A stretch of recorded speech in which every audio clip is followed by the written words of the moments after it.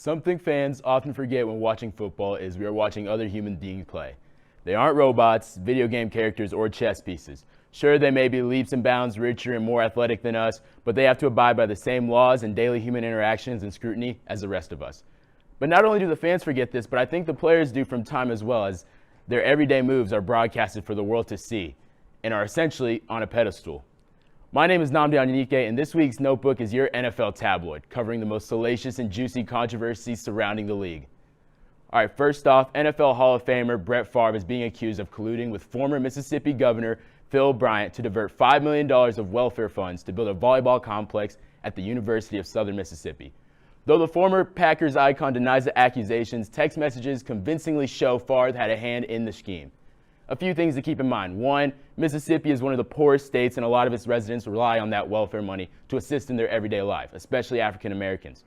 Two, Brett Favre made over $140 million over his 20-year career. Three, why USM? Well, Favre's daughter was once a volleyball player there. She's now at LSU, but probably at Southern Mississippi at the time. I advise everyone to do some research into this story and the nuances that come with it, as this headline is one that will get buried for a multitude of reasons. Favre hasn't even been charged with anything, which is ridiculous in its own right, but expect that to change.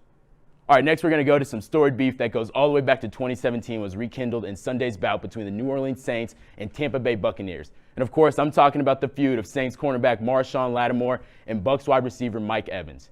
You see, the original altercation was between the GOAT and later topic Tom Brady, the guy you seem to hear on every sports podcast, Leonard Fournette, and Lattimore.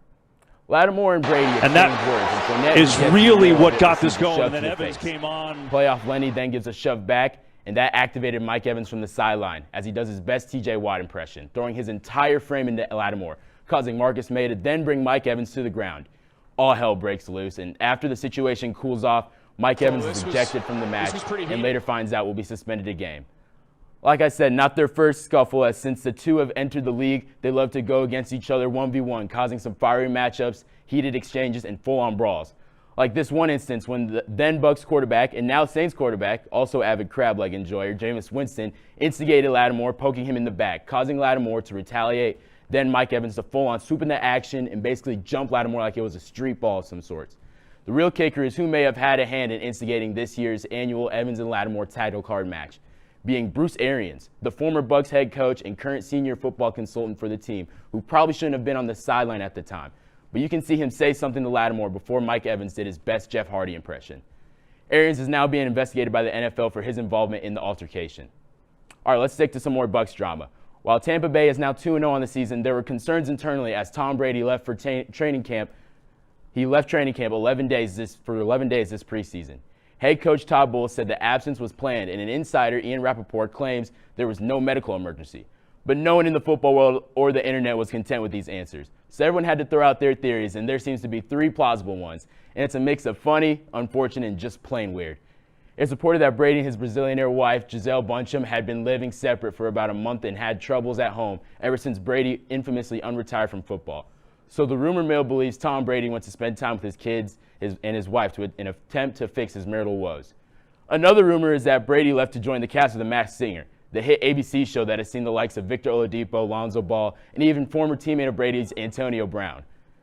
The last rumor comes from an eagle-eyed Twitter user claiming that Tom took a leave of absence to get some plastic surgery done on his face and nose. Let me just say, I genuinely think it's this one. It's the most plausible theory because you can just see it. It's like right in front of you, but I guess we'll see what else plays out with this drama. Thank you for tuning into this week's Notebook. Let us know on our Instagram and TikTok why Tom mysteriously left for 11 days. I want to hear what you guys think. But now let's send it over to Kristen.